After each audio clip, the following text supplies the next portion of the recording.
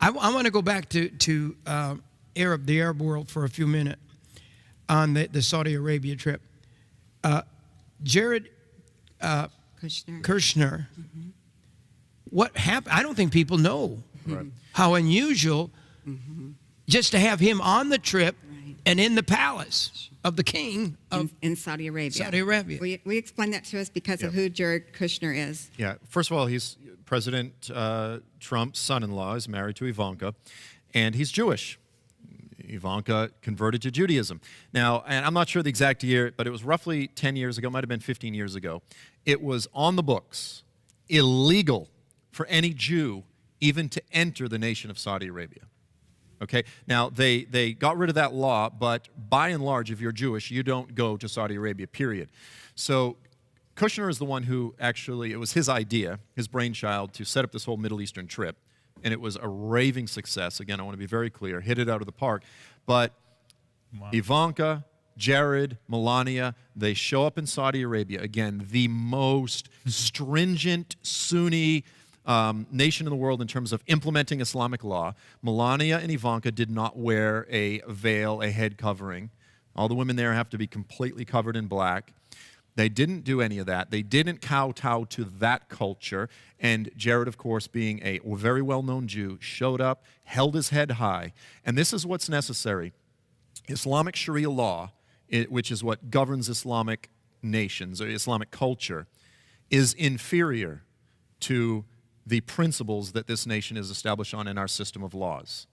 And if we have to, and I've said this, we need to regain a sense of cultural superiority, because you can just point to any dozens of things inherent in Islamic law. The value of a woman's testimony in court is only half as good as a man's. That's evil. Our system of laws is superior. If we are going to win the cultural war, then we need to have confidence in who we are, et cetera, et cetera, et cetera. And so everything they did, every little detail, I loved it. I was cheering it the whole way. And I think so that was a victory. It was a tremendous That was a victory for Mideast peace. Really, an amazing, great first step at least. And look at what President Obama did. Now, again, I'm not just trying to bash President Obama, but you look at him and Kerry. Just before they got out, what did they do? On the two Jewish holidays of Hanukkah and then Purim. Purim is, from the book of Esther, when the Jews have this holiday, they celebrate the death of Haman, the victory of God, defending his people, and that whole episode recounted in the book of Esther. Hanukkah is the celebration of the rededication of the Jewish temple after Antiochus Epiphanes. He came in, and this whole story, this is during the intertestamental period between the Old and the New Testaments recounted in the book of Maccabees, but he tried to wipe the Jewish people out.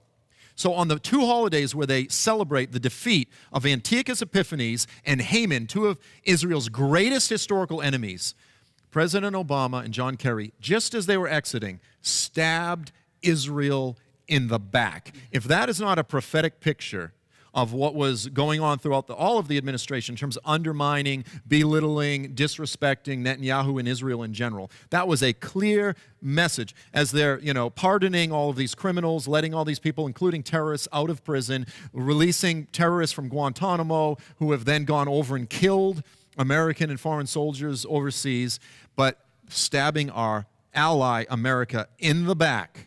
And then you look at the contrast. President Trump goes over there, stands before the whole Muslim world, calls them to the carpet, demands accountability in the war against terror, and then goes to Israel and prays at the Western Wall and puts on one of the most pro-Israel displays of any American president yet. I mean, the contrast could be not